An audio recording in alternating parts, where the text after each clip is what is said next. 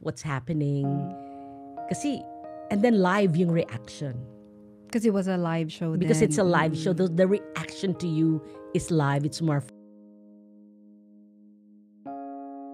Binabash ngayon sa social media ang mag-inang Abigail Ray at ang kanyang anak na si Gayle Francesca sa paglantad ng katotohanan patungkol sa yumaong actor-rapper na si Francis Magalona.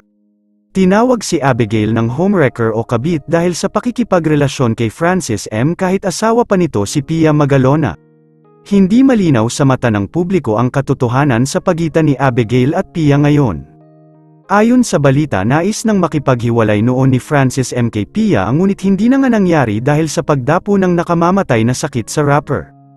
Kaya't mas nanatili ang pagmamahalan ni Pia Arroyo at Francis M. habang nakikipaglaban sa sakit ang actor-rapper.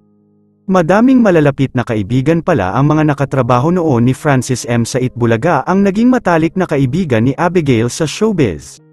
Isa lang sa mga naging kaibigan nito ay si Ruby Rodriguez at Wally Bayola. Ayon sa report, malinaw ang balita na naging kaibigan ni Abigail Ray si Ruby Rodriguez noong kasintahan na nito si Francis M. Madalas kasing sinasama ng rapper si Abigail sa mga lakad nito at sa gig nito kaya't hindi maiiwasan na makasalubong ang mga artistang katrabaho ni Francis M. sa showbiz.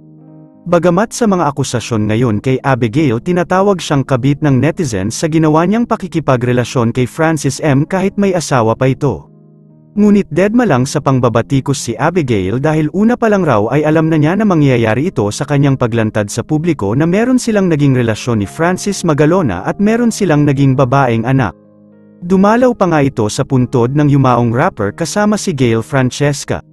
Ginagawa pala nila ito taon-taon sa pagbisita sa puntod ni Francis M. Kaya't hiling niya na wag raw idamay ang anak sa pangbabatikos sa kanya ngayon. Nakakagulat lang na may mga naging kaibigan pa pala ito sa showbiz na katrabaho ni Francis M. noon. Yun lamang po, ano ang masasabi mo sa balitang ito? Comment mo sa ibaba.